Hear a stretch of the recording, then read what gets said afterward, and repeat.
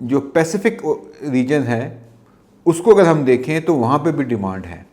उस चावल की ज़रूरियात पूरी करने के लिए पाकिस्तान के पास एक बहुत गोल्डन अपॉर्चुनिटी है। हमारा टोटल मैंने बताया था कि तकरीबन कोई हम 9, साढ़े 9, 10 मिलियन टन चावल पैदावार हमारी है।